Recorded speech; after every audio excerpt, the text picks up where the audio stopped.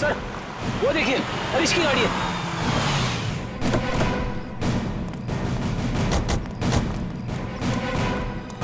Sir गाड़ी तो खाली है सर, तो लगता है भाग गया है हरीश। लगता है वो एयरफील्ड की तरफ गया है। चलो लेट्स गो।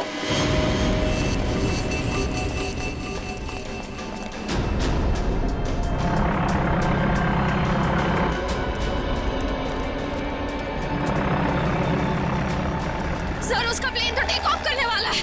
सर अगर ये विदेश चला गया तो इसे पकड़ना और भी मुश्किल हो जाएगा। कहीं नहीं पहुंचेगा ये। Oh no.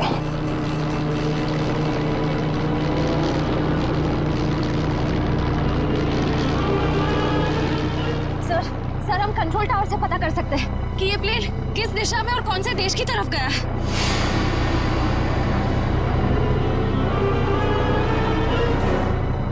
पता तो कर सकते हैं श्रेया, मगर क्या सर?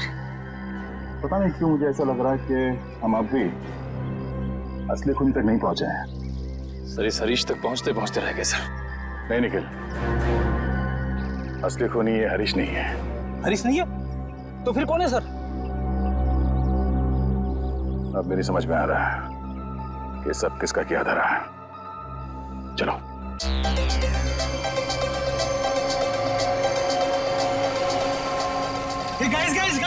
गाइस हम लोग कितना खुशनसीब है कि अब से कुछ ही देर में हम लोग मीटियोर शावर देखेंगे, और वो भी एकदम लाइव। ऐसा पहली बार हो रहा है गाइस, लाइफ में ऐसा नजारा दोबारा देखने को नहीं मिलेगा।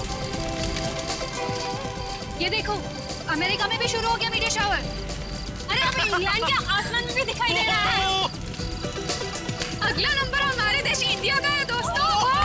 तैयार हो जाओ आसमान में प्रकृति की आतिशबाजी देखने के लिए। वो देखो शुरू हो गया।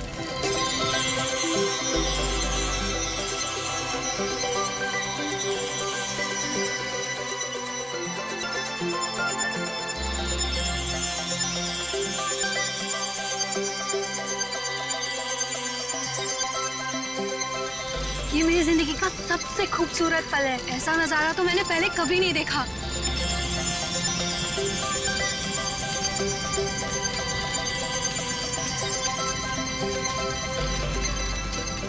हे गाइस, वो देखो आसमान से शायद कुछ गिर रहा है।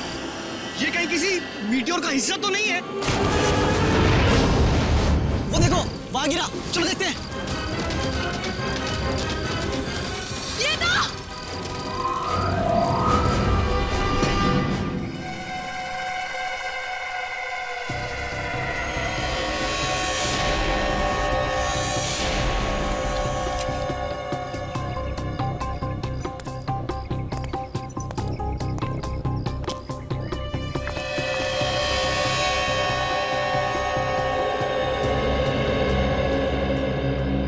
इसकी हालत तो बहुत खराब है, हड्डियां वगैरह चकनाचूर हो गई है। हाँ सर, लेकिन ऐसा तो तभी हो सकता है जब कोई काफी ऊंचाई से गिरा हो। लेकिन सर यहाँ कोई बिल्डिंग तो है नहीं, चारों तरफ खुला मैदान ही है। लाश आसमान से गिरी है, वरना इसकी इतनी बुरी हालत नहीं होती।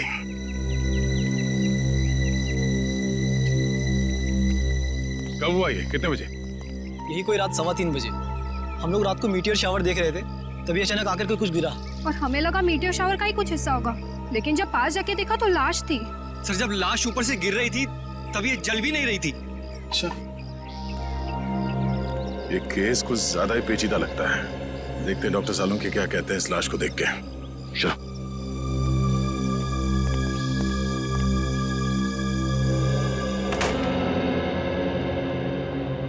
अरे सालोंकी साहब, कुछ पता चला? हाँ, फिलहाल तो इस आदमी की उम्र पता चली है, और वो भी डॉक्टर तारिका ने ही पता किया होगा।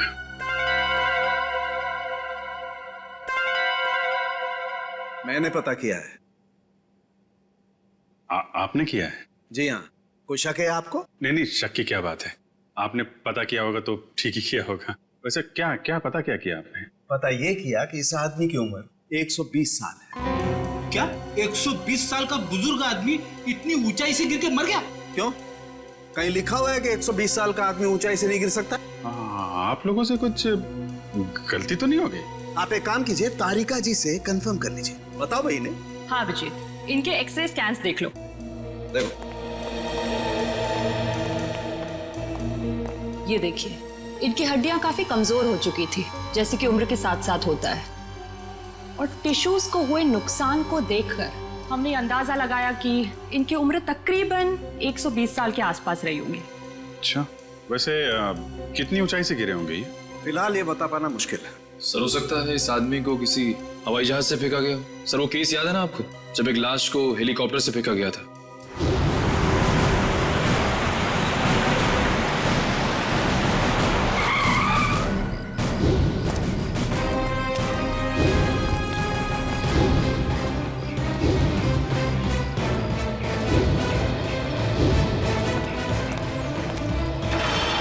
सर या फिर हो सकता है हॉट एयर बलून से, या फिर स्काई डाइविंग कर रहा होगा। अरे कैसी बातें कर रहे हो तुम लोग यार। 120 साल का बुजुर्ग आदमी स्काई डाइविंग करेगा, हॉट एयर बलून से कूदेगा? वैसे भी हमें वहां पे कोई पैराशूट वगैरह तो मिला नहीं था।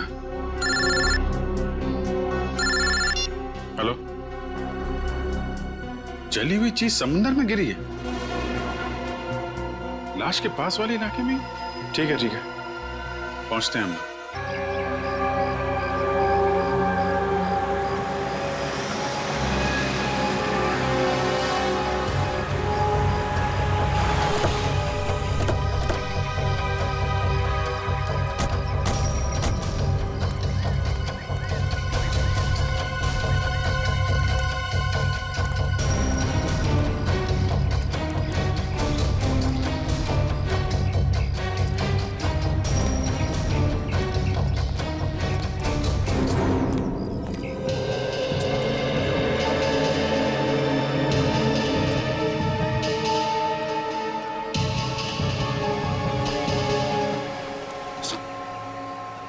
कुछ पता चला क्या गिरा था समंदर में? नहीं सर, समुद्र में क्या गिरा अब तक कुछ पता नहीं चला। अच्छा, पहली बार किसने देखा था उस चीज को समुद्र में गिरते हुए? शंकर ने कह रहा था कि जब वो अनोखी चीज समुद्र में गिरी तो वो बॉम्ब की तरह फट गई और उसमें से चिंगारियां भी निकली। सर हो सकता है ये कोई बॉम्ब ही है, शायद किसी ने ऊपर से फेंका। नहीं सचिन, कोई समुद्र में बॉम्ब क्यों गिराएगा? बात कुछ और ही है। हो ना हो इसका उस लाश के साथ जरूर कुछ संबंध है। ये शंकर कहाँ है? सर वो रहा सर।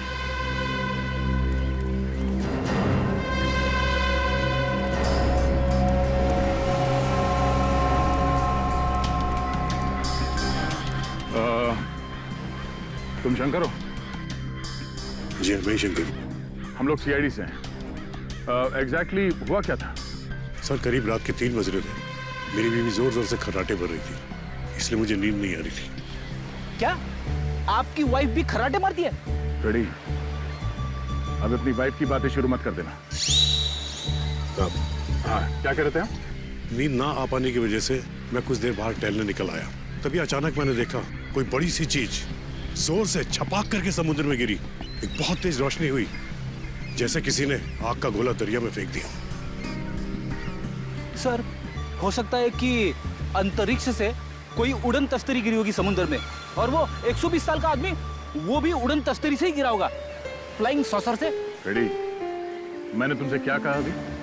थोड़ी देर के लिए मौन व्रत रखो, समझे? सॉरी। जी कहिए। मैं समुद्र के नजदीक आया, ये जानने के आखिर हुआ क्या है, तभी दूर एक आदमी की परछाई दिखाई दी। आदमी की परछाई? तुमने उसका चेहरा देखा? नहीं साहब, अंधेरा बहुत था, सिर्फ परछाई दिखी। वो आदमी समुद्र से निकला और वहां उस तरफ चलकर जाने लगा। फिर क्या हुआ? मैं उस आदमी का पीछा करने लगा क्योंकि मुझे शक था, पर वो आदमी वहां सड़क पर चलकर एक कार में बैठ गया और चला गया। कार का नंबर देखा है तुमने? नहीं साहब, नंबर तो नहीं देखा, लेकिन हाँ वो सिल्वर कलर की बैक्स्टर गाड़ी थी। उसने गाड़ी चाबी से खोली या? नहीं साहब, वो कार उसकी नहीं थी, क्योंकि उसने बहुत तिगड़म करके कार का दरवाजा खोला था। सर फिर तो कार चोरी की होगी। Thank you. अब ये पता करना पड़ेगा कि शहर में कितनी सिल्वर रंग की बैक्स्टर कार है जो चोरी हुई है और उनके नंबर्स क्या क्या हैं। सर स्पेक्ट्रोमीटर टेस्ट की रिपोर्ट आ गई है।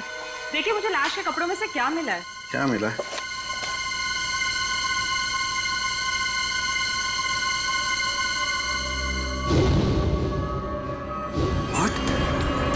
Rocket fuel? हाँ सर। अरे लेकिन तारिका, रॉकेट फ्यूल तो स्पेस क्राफ्ट को स्पेस में भेजने के लिए इस्तेमाल होता है। सर कहीं आदमी रॉकेट में होगा तो? नहीं नहीं, रॉकेट में होगा तो भी क्या है, रॉकेट में होने से इसके कपड़ों पर रॉकेट फूल कैसे आ सकता है Tarika? It is not possible. नहीं नहीं, ये कुछ और ही चक्कर है। क्या? Oh my God, oh my God, ये कैसे हो सकता है? वो कैसा? ये मैंने क्या कर दिया है? अब देखना, वो प्रद्युमन वो मेरी मजाक उड़ाएगा, आग बबूला हो जाएगा मुझसे। यार ये ऐसी गलती मैं कैसे कर सकता हूँ? गलती? कौन सी गलती सर? उस समुद्र में जो खास चीज गिरी थी उसके बारे में क्या पता चला? सर अब तक तो कुछ पता नहीं चला है सर लेकिन गोताखोर लगे हुए हैं सर। समुद्र का वो हिस्सा काफी गहरा और खतरनाक है, इसलिए गोताखोरों को काफी दिक्कतों का सामना करना पड़ रहा है। बॉस, अभी तो और भी दिक्कतों का सामना करना पड़ेगा। और भी दिक्कतों का मतलब क्या है डॉक्टर साहब आपका? मतलब ये अभिजीत के मुझसे बहुत बड़ी गलती हो गई है। गलती? ऐसी क्या गलती कर दी सर आपने? दया, अगर प्रद्युमन ये वादा करे कि वो मुझसे नाराज नहीं होगा तो मैं बता सकता हूँ। नहीं नहीं, अरे मैं नाराज क्यों हूँगा? मैं तो मिठाई बांटूंगा, क्योंकि the great intelligent and genius doctor Salunkhe ने जिंदगी में पहली बार अपनी गलती मान ली। तो डॉक्टर साहब बताइए, क्या गलती की आपने? गलती दरअसल मुझसे ये हुई है कि उस आदमी की उम्र 120 साल नहीं है। क्या? क्या 120 साल की नहीं है? नहीं। तो फिर क्या उम्र होगी उसकी? लगभग 50 साल। क्या साळुंखे, तूने 50 साल के आदमी को 120 साल का बना दिया? इतनी बड़ी गलती की तूने? यार दरअसल उस आदमी की हड्डियां तो यही बता रही थी कि उसकी उम्र 120 साल की होनी चाहिए, मगर स्पेक्ट्रोमीटर टेस्ट के बाद उसके कपड़ों पर मिला रॉकेट फ्यूल ये बता रहा है कि ये आदमी 4-5 महीने अंतरिक्ष में रहकर आया है। क्या उसके कपड़ों पर रॉकेट फ्यूल मिला? हाँ, और अंतरिक्ष में हड्डियों की डेंसिटी हर महीने 2% घटती जाती है। मतलब लाश अंतरिक्ष में से गिरी है? नहीं फ्रेडी, लाश अंतरिक्ष से अगर गिरती तो जल जाती, धरती पर पहुंचने से पहले ही उसके चीथड़े उड़ जाते, मगर ऐसा हुआ नहीं। मतलब ये लाश किसी स्पेसक्राफ्ट से गिरा है जब वो धरती पे वापस आ रहा होगा। मगर दया, हमारे देश से कोई स्पेसक्राफ्ट तो किसी इंसान को लेकर अंतरिक्ष में गया ही नहीं। फिर भी अभिजीत, हमें पता तो लगाना ही पड़ेगा कि है कौन ये, और फिर वो गिरा तो गिरा कहां से और कैसे, और ये तो हमें हमारी स्पेस एजेंसी ही बता सकती है। हेलो सर, मैं यहाँ का डिप्टी डायरेक्टर हूँ, हरीश मेरा नाम है। कहिए। हरीश जी, हम यहाँ पर एक ऐसे आदमी के सिलसिले में आए हैं जिसका खून हुआ है, मगर उसने अंतरिक्ष में 4-5 महीने गुजारे हैं। आपको तो इस बात की जानकारी होगी ना कि हमारे देश से कौन कौन आदमी अंतरिक्ष यात्रा करके आया? यस सर, जानकारी तो पूरी है, पर हमें ये जानकारी किसी को भी देने की अनुमति नहीं है, फिर चाहे वो सीआईडी क्यों ना हो। लगता है हरीश जी, आप इस बात की गंभीरता को समझ नहीं पा रहे हैं। एक आदमी का खून हुआ है, खून। एक ऐसा आदमी जो शायद आपका साथी था, जो आपके साथ उठता बैठता था, हंसता खेलता था, खाता पीता था, और इसीलिए हम ये जानना चाहते हैं कि क्या आपका कोई साथी लापता है क्या? सर, ये जो भी इंसान है ये हमारा साथी हो ही नहीं सकता, क्योंकि अभी तक हमारे देश की तरफ से कोई भी स्पेसक्राफ्ट एस्ट्रोनॉट लेके अंतरिक्ष में गया ही नहीं है। हो सकता है कोई चोरी छुपे गया हो अंतरिक्ष में। नहीं सर, स्पेस को इतनी साधारण जगह नहीं है, हमारी जानकारी के बिना वहां जाना असंभव है, इम्पॉसिबल। अच्छा, आपके स्टाफ में से ऐसा कोई आदमी है जो आज काम पे नहीं आया? सर, विशाल सर काम पे नहीं आए हैं। विशाल काम पर नहीं आया? अच्छा, क्या विशाल कभी अंतरिक्ष में गया था? हाँ सर, विशाल सर बहुत साल पहले अंतरिक्ष में गए थे, लेकिन किसी और देश की तरफ से। एक्चुअली सर, वो हमारे यहाँ का हेड इंजीनियर है। यहाँ के हर प्रोजेक्ट की शुरुआत उसी की देखरेख में होती है। 3 साल पहले 5 महीने के लिए वो अंतरिक्ष में गया था, जॉइंट नेशन स्पेस प्रोग्राम के तहत। अच्छा, गया था। अभिजीत, साळुंखे ने भी तो यही कहा कि वो इंसान 4-5 महीने के लिए अंतरिक्ष में था। हाँ सर, विशाल सर हमें अंतरिक्ष में जाने की ट्रेनिंग दे रहे थे। और क्या विशाल का कद 5 फुट 7 इंच था? जी। फिर तो सर, जिसकी लाश मिली है शायद वो विशाल ही है। मुझे तो यकीन ही नहीं हो रहा। नहीं हरीश जी, देखिए, जब तक डीएनए मैच नहीं होता हम यकीन से नहीं कह सकते कि वो लाश विशाल की ही है, लेकिन हमें विशाल के सारे मेडिकल डिटेल्स चाहिए और विशाल के घर का पता भी। जी।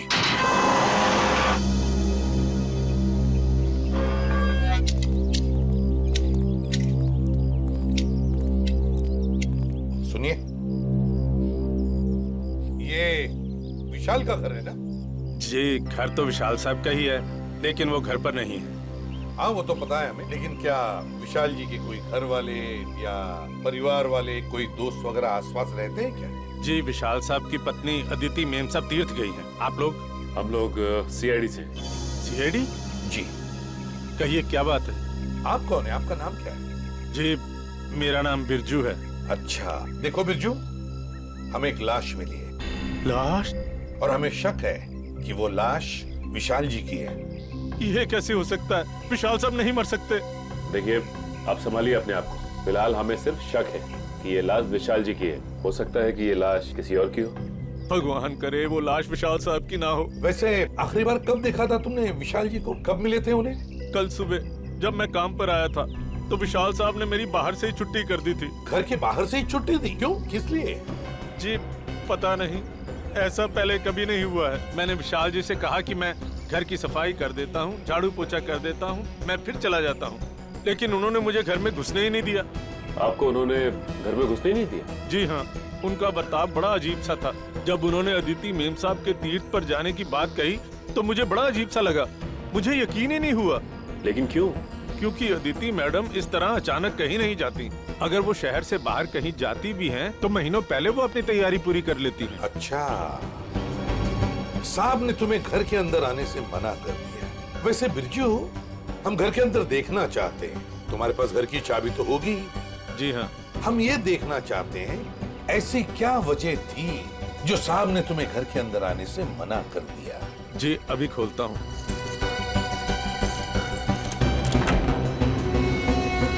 आइए साहब। सचिन, घर को अच्छी तरह से देखते हैं, देखते कुछ मिलता है क्या। चलो।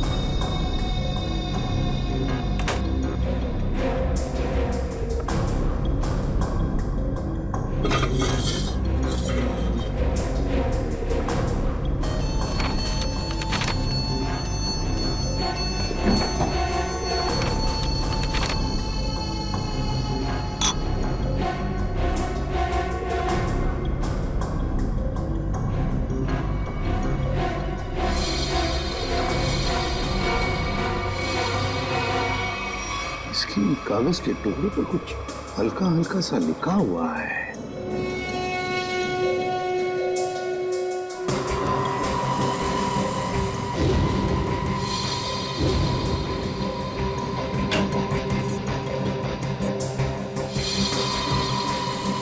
सर। हाँ सच। ये देखिए सर, जूतों के निशान। वो इस खिड़की से इस घर के अंदर आया है। उसके जूते के निशान इस पेपर पे भी है सर। सचिन, घर की हालत को देखकर तो ऐसे नहीं लगता कि घर में कुछ चोरी हुई है, लेकिन जो भी इस घर में इस खिड़की से घुसा है वो या तो इस घर का आदमी है या फिर कोई ऐसा आदमी जो इस घर के बारे में और घर के लोगों के बारे में अच्छी तरह से जानता है और किसी खास मकसद से ही इस घर में घुसा है, किसी खास मकसद से। दया, वो चोरी हुई गाड़ी के बारे में क्या पता चला? सर जगह जगह पुलिस चेकिंग कर रही है, बहुत जल्द गाड़ी मिल जाएगी। साळुंखे, तू यहाँ क्या कर रहा है? वो लगता है फिर से गलती करके आ गया ये। यार प्रद्युमन, तुम कभी सुधरोगे नहीं क्या यार? अरे यार नहीं, कोई मजाक नहीं। ठीक है, आगे से तुम किसी ऐसे इंसान से काम कराओ जिसने अपनी जिंदगी में कभी कोई गलती नहीं की। मैं जा रहा हूँ, बाय। अरे सर, डॉक्टर तारिका। क्या? मेरे कहने का मतलब है सर कि तारिका जी अकेली पड़ जाएंगी अगर आप चले गए तो। अच्छा, तो मतलब आपको तारिका जी की फिक्र है, सालुके की फिक्र नहीं है ना? ठीक है, तो मैं जा रहा हूँ। ठीक है, बाय। यार लेकिन जो बात बताने के लिए आया था वो तो बता के जा। वो आप इनकी डॉक्टर तारिका जी से पूछ लीजिएगा। मैं जा रहा हूँ, बाय। अच्छा ठीक है, बाय। 1 मिनट में वापस आ जाएगा। हाँ दया, देखा? देखो दया, मैं ना सिर्फ और सिर्फ तुम्हारी वजह से वापस आया हूं। हाँ, क्योंकि मैं जानता हूं एक सिर्फ तुम हो जो मुझे अच्छी तरह से समझते हो। बाकी ये लोग तो मेरी नौकरी छीनने पर लगे हुए हैं। सर वो मैं नहीं, कुछ कहने की जरूरत नहीं दया, मैं तुम्हें बहुत अच्छी तरह से समझता हूँ। वैसे समझता मैं इन लोगों को भी बहुत अच्छी तरह से हूँ। वैसे दया, जो बात तुझे बताने के लिए आया था जरा पूछ ले, क्या बात है? सर देखो दया, जो लाश आप लोगों को मिली थी ना, उसका डीएनए मैच हो गया है और वो लाश विशाल की है। क्या? विशाल की है? मतलब हमारा शक सही निकला? बिल्कुल। और जो जूतों के निशान आपको विशाल के घर से मिले थे, वो किसी ऐसे आदमी के हैं जो एक पांव से लंगड़ा के चलता है। ये कैसे पता चला सालुंके सर? देखो, जब कोई इंसान लंगड़ा के चलता है तो उसका एक पैर पर वजन ज्यादा होता है और दूसरे पैर पर वजन कम होता है, और इसीलिए दोनों पैरों का अलग अलग निशान पड़ता है। वाह सालुंके साहब, वाह, बड़ा तगड़ा ऑब्जर्वेशन है आपका। Thank you. समझता क्या है? वैसे सालुंके यार, वो कागज के टुकड़े जो मिले थे विशाल के घर से, उन पर कुछ लिखा हुआ था, वो क्या है?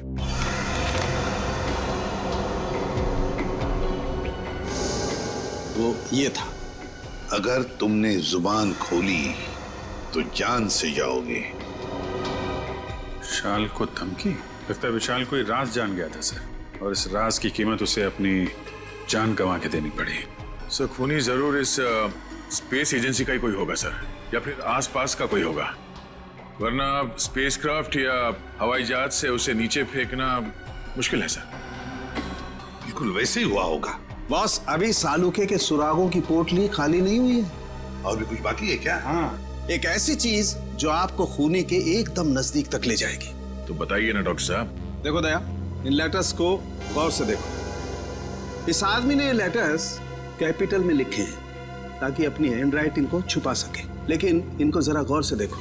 ये लेटर्स कहीं कहीं पर हिले हुए हैं, कमजोर है। मुझे लगता है इस आदमी का हाथ कांपता था जब ये लिखता था। कमाल है सर, धमकी भरा खत लिखता है और लिखते वक्त हाथ भी कांपता है। डर की वजह से? बिल्कुल सही फ्रेडी, डर की वजह से ही। दरअसल इसके हाथ में कोई तकलीफ थी, न्यूरोटिक तकलीफ। जब ये डरता था, इस आदमी का हाथ कांपता था। जब इसने ये नोट लिखा, ये डरा हुआ था, इसीलिए इसका हाथ कांप रहा था, और ये अक्षर इस तरीके से बने। हाथ में तकलीफ? विशाल सर बहुत साल पहले अंतरिक्ष में गए थे, लेकिन किसी और देश की तरफ से। सर वो घटोत्कच, विशाल का असिस्टेंट, विशाल कुछ लोगों को ट्रेनिंग दे रहा था अंतरिक्ष में जाने के लिए। ये घटोत्कच भी उनमें से एक था। मगर अभिजीत, अंतरिक्ष में जाने के लिए वो आदमी मानसिक तौर पर और शारीरिक तौर पर बिल्कुल फिट होना चाहिए, हट्टा कट्टा होना चाहिए। इस घटोत्कच को क्यों सिलेक्ट किया गया? उसके तो हाथ में तकलीफ है। और घटोत्कच के इस कमजोरी के बारे में विशाल को पता चला, इसलिए शायद घटोत्कच ने विशाल को अपना मुंह बंद रखने के लिए उसे जान से मारने की धमकी दी होगी। ये हो सकता है। महाराजा, क्या? देखो, सभी पुलिस स्टेशन में खबर कर दो, उसकी फोटो भिजवाओ, सब जगह नाकाबंदी करवा दो। ओके? क्या हुआ? सर ये विशाल की पत्नी अदिति, ये किसी तीर्थ यात्रा पे नहीं गई है। उसने किसी भी बस, ट्रेन या फ्लाइट की टिकट बुक नहीं करवाई। वो गायब है।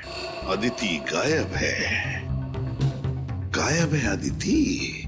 तो फिर ये गई कहां? और फिर विशाल को मारा किसने और क्यों मारा? इन सारे सवालों का जवाब तो अब घटोत्कच ही देगा। घटोत्कच।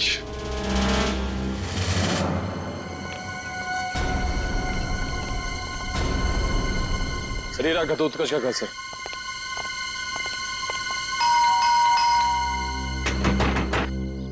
दरवाजा खोल ही नहीं रहा है। पीछे से कुछ आवाज है? हाँ।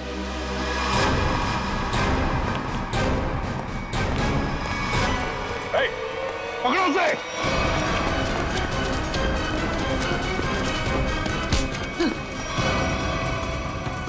सीआईडी से भाग रहा है? कहाँ भाग रहा है? मुझे छोड़ दीजिए सर, मैंने कुछ नहीं किया सर। कुछ नहीं किया तो भाग क्यों रहा था? है? मैं जानता था सर कि आप लोग मुझ पे शक करेंगे। आप लोग मुझ पे शक करेंगे? शक नहीं करेंगे तो क्या पूजा करेंगे? हाँ? तुमने विशाल को चिट्ठी भेजी थी ना, धमकी भरी। अगर तुमने अपना मुंह खोला तो जान से जाओगे। भेजी थी या नहीं? बोल। हाँ सर, वो खत मैंने लिखा था सर, लेकिन वो मेरी भूल थी जो मैंने गुस्से में की थी सर। मैंने विशाल सर को नहीं मारा था।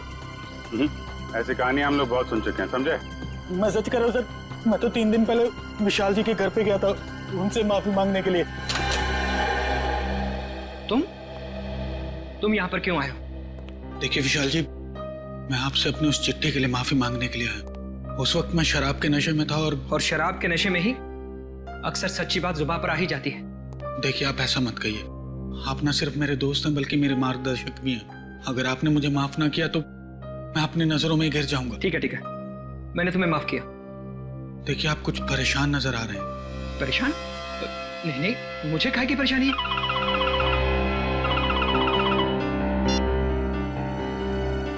हेलो जी, ठीक है, आप जैसा कहेंगे मैं बिल्कुल वैसा ही करूंगा, लेकिन मेरी पत्नी पर कोई आंच नहीं आनी चाहिए।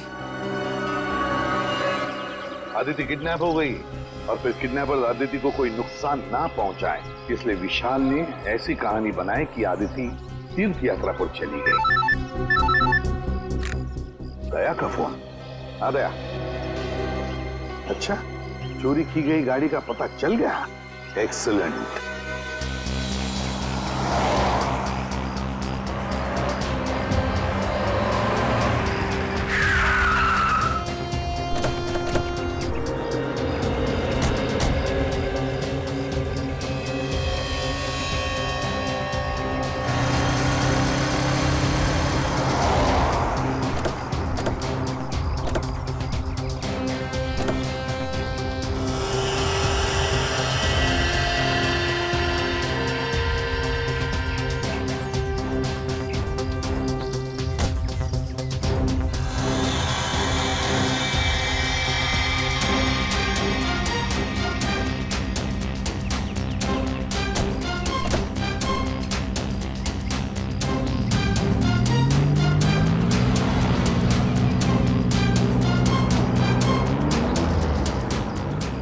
खूनी समंदर किनारे से इस गाड़ी में यहाँ तक आया और उसके बाद गाड़ी को यहाँ पे लावारिस छोड़ के किसी और गाड़ी में चला गया।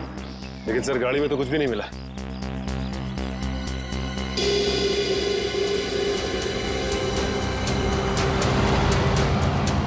ये देखो, सीसीटीवी कैमरा लगा हुआ है इस ट्रैफिक पोस्ट पे। जरूर उस खूनी का चेहरा इस कैमरे का कैद हो गया होगा। इसके लिए काम करो, आरटीओ को कांटेक्ट करो और इस कैमरे की फुटेज ले लो। सर हेलो, क्या आदिति मिल गई? कौन सा हॉस्पिटल में? हेलो सर, मैं इंस्पेक्टर प्रशांत। मैंने ही आपको फोन किया। अच्छा, आदिति की तबीयत कैसी है? सर उन्हें गोली लगी थी। गोली लगी थी? जी हाँ, उनका ऑपरेशन हुआ है, अब वो खतरे से बाहर है। लेकिन ये आदिति मिली कहाँ तुम लोगों को? सर हम लोग पेट्रोल पे थे। Hello control room. Yes sir, यहाँ सब कुछ ठीक है सर, ओवर। अरे राघव, वो देखो, किसी औरत को जबरदस्ती ले जाया जा रहा है। कहीं अदिति तो नहीं जिसकी फोटो सीआईडी ने भेजी थी हर जगह ढूंढने के लिए? हो सकता है। चलो देखते हैं। पीछा करो उसका। चलो जल्दी। एक काम करो, सारे बंदे रखो ताकि उन्हें पता नहीं चले कि हम लोग उनका पीछा कर रहे हैं। बोल रहे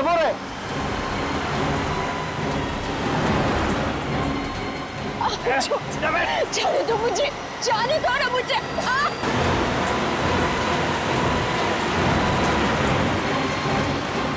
कैसे भी पकड़ना है उन लोगों को, पीछा करो जल्दी। वो देखो, टेप ले लो।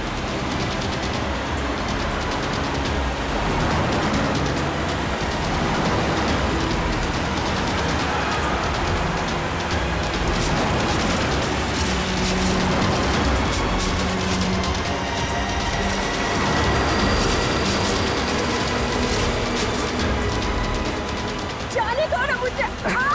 जाने देंगे, जाने से पहले तोहफा तो लेके जाओ। ऐसा तोहफा? तोहफा दिखाता हूँ मैं, तोहफा। ये है मेरा तोहफा। ड्राइवर कहीं चलो।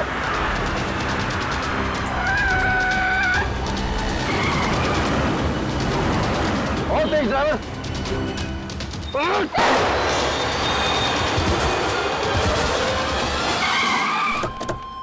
चलो जल्दी, चलो।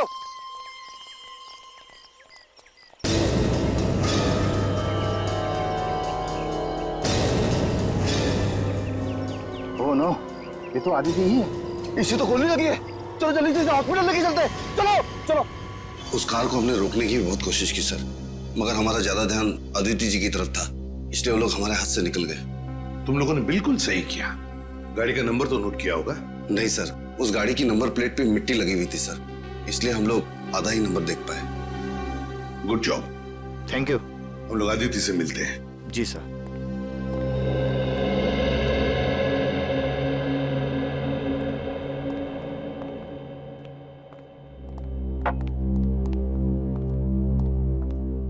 अदिति, अब कैसी हो?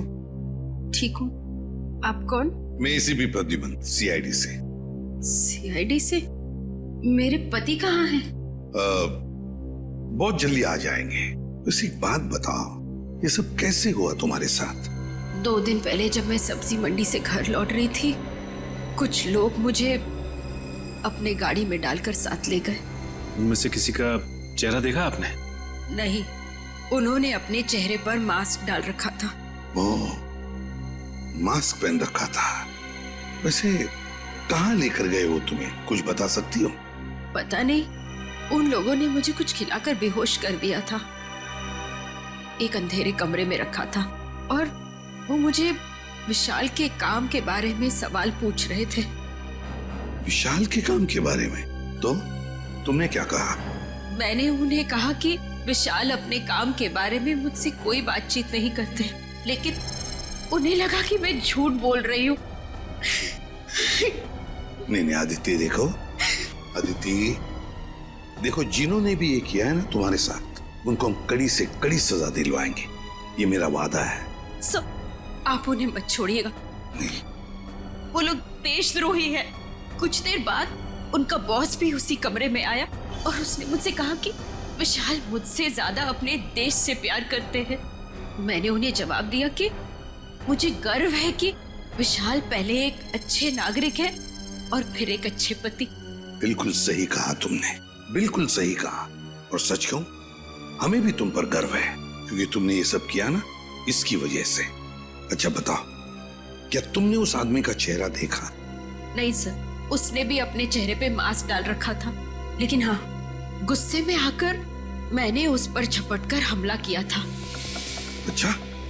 उसकी गर्दन पर खरोच आ गई थी। उस आदमी के गर्दन पर खरोच आई थी? तो फिर सचिन, जरूर आदिति की नाखून में उस आदमी की चमड़ी के अंश होंगे। उस आदमी के चमड़ी के अंश होंगे। हाँ निखिल, ट्रैफिक सिग्नल का फुटेज रेडी है? हाँ सर, रेडी है। चलो देखते हैं।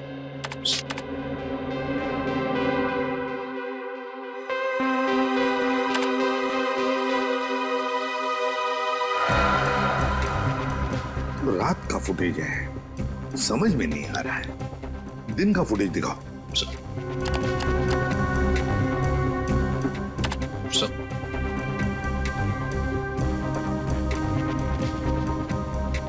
कोई आदमी गाड़ी की तरफ चलते हुए आ रहा है। निखिल, पॉज करो, रिवाइंड करो और फिर से प्ले करो।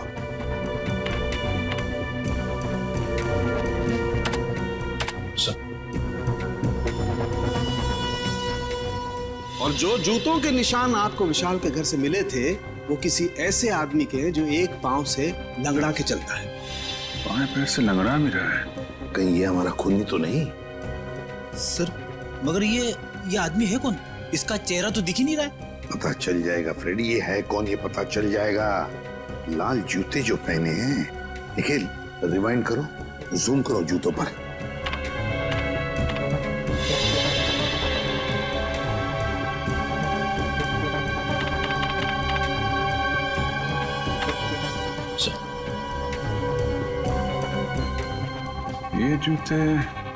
ये जूते मैंने कहीं देखे हैं सर।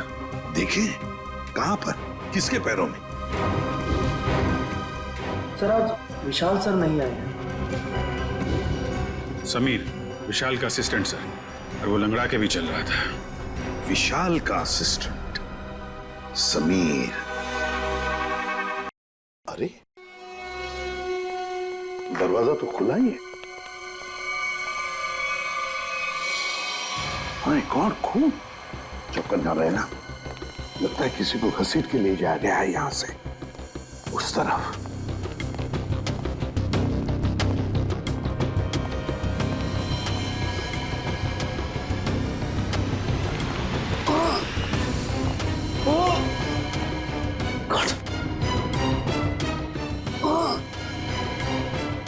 तो समीर है। समीर, जल्दी से एम्बुलेंस बुला। समीर, घबराओ मत, देखो हम लोग सीआईडी से। हेलो, कुछ नहीं होगा, एम्बुलेंस बुला लिया हमने। क्या क्या कह रहे हो? क्या बताओ बताओ। Sameer, Sameer. Okay, thank you. Sir, ambulance आ रही है सर। समीर तुम को गया। My God. सर हम तो सोच रहे थे कि ये समीर ही गुनहगार है, लेकिन यहाँ तो समीर का ही किसी ने खून कर दिया। वही तो, इस शतरंज के खेल का असली खिलाड़ी तो कोई और ही है, कोई और ही है। समीर के घर में से जो डॉक्यूमेंट्स मिले उससे पता चलता है कि समीर विशाल के लिए काम करता था। जासूस था वो विशाल का। दुनिया के सामने समीर विशाल का असिस्टेंट और असली काम जासूसी। एग्जैक्टली। और जब विशाल को पता चला कि स्पेस एजेंसी में कोई गद्दार है जो वहां की खुफिया इंफॉर्मेशन बाहर भेज रहा है, तो बस उसका पर्दाफाश करने के लिए उसने समीर को रख लिया काम पर, जासूस बनाकर। और इसीलिए समीर ने भी हमें कुछ नहीं बताया, क्योंकि विशाल ने उसे ऐसा करने से मना कर दिया था। हाँ, दया जब विशाल का खून हुआ तब शायद समीर तहकीकात करने के लिए विशाल के घर गया। और जैसे ही खूनी को लगा कि समीर उस तक पहुंचने वाला है, उसने समीर का भी खून कर दिया। बॉस, आसानों के अदिति के नाखूनों में चमड़ी के अंश मिले? हाँ मिले ना, उसके नाखूनों में चमड़ी के अंश मिले। तो जब मैं आप लोगों को बताऊंगा कि उस चमड़ी का डीएनए किसका था, आप लोग दंग रह जाएंगे। डॉक्टर साहब, रियलिटी शो के विनर का नाम अनाउंस करने जैसा सस्पेंस मत बढ़ाइए, नाम बताइए ना प्लीज। बॉस, उस आदमी का नाम है deputy director Harish. Hello sir, मैं यहाँ का डिप्यूटी डायरेक्टर हूँ, हरीश मेरा नाम है। क्या? Deputy director Harish? तभी तो समीर मरते वक्त हाँ ऐसे कर रहा था। क्या क्या कह रहे? समीर कहना चाहता था हरीश, वो हरीश का नाम लेना चाहता था। Deputy director Harish, space agency का deputy director Harish. Excuse me sir, आप लोग यहाँ? जरा हरीश जी को बुलाइए। कहाँ है वो? सर, वो तो कुछ ही घंटे पहले चले गए। चले गए? कहाँ गए, कुछ पता है आपको? नहीं सर, वो बड़ी जल्दी में थे, इसलिए बिना कुछ बताए निकल गए। कोई बात नहीं, हम पता लगा लेंगे। उनके गाड़ी का नंबर दीजिए। जी। हेलो, हाँ बोल रहा हूँ। कहाँ पे? एमआई इलाके में? ठीक है, ओके सर। हरीश की गाड़ी एमआई इलाके में देखी गई है सर। एमआई इलाके में? हाँ सर। शेयर जरा नक्शे में चेक करो, एमआई इलाके में हरीश कहाँ जा सकता है? सर, एमआई इलाके के आगे तो बॉर्डर है, हमारे राज्य की सीमा, और ये बॉर्डर एमआई इलाके से 15 किलोमीटर दूर है। तो ये उड़ान भर के हरीश अपना घोंसला कहीं और बनाना चाहता है। और सर, उड़ान भरने के लिए पास में ही एक रनवे और एयरफील्ड भी है। फिर तो सर ये शहर से नहीं, देश से बाहर निकलने का प्लान बना रहा होगा। तो चलो इसके प्लान का आज क्लाइमैक्स कर देते हैं।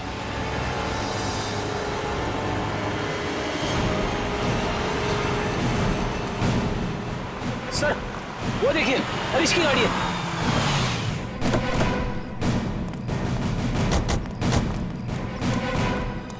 सर गाड़ी तो खाली है सर, तो लगता है भाग गया है हरीश। लगता है वो एयरफील्ड की तरफ गया है। चलो लेट्स गो।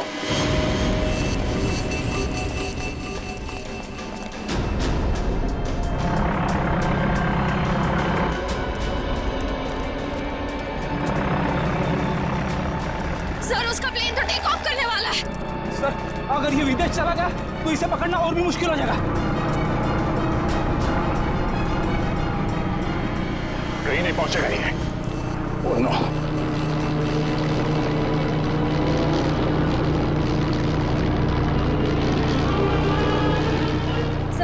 सर, हम कंट्रोल टावर से पता कर सकते हैं कि ये प्लेन किस दिशा में और कौन से देश की तरफ गया है।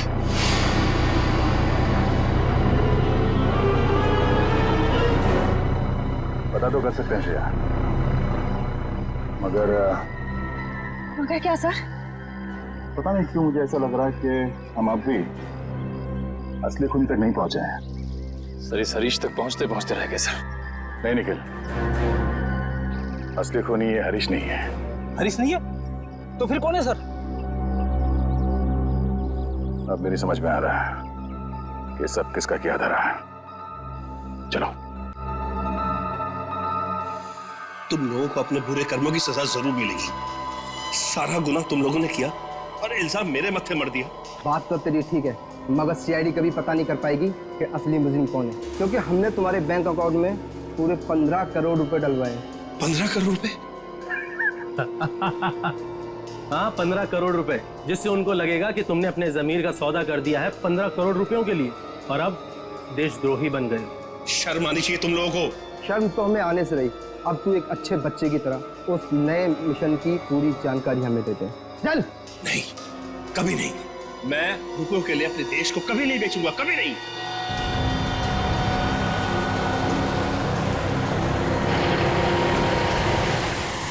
देख, मैं तुझे आखिरी बार बोलता हूँ, बता दे, जिंदा छोड़ दूंगा तुझे, वरना तुम्हारे मरने के बाद वो जानकारी तो हम हथिया ही लेंगे। एक गद्दार की जिंदगी जीने से एक देशभक्त की मौत मरना मुझे ज्यादा गवारा है, समझे तुम लोग? हाँ, मगर अफसोस, कानून और देशवासियों की नजरों में तू हमेशा एक गद्दारी कहलाएगा। नहीं रहेगा। कोई अपनी जगह से नहीं लेगा। या नीचे हाथ खोलो, उठ। बस।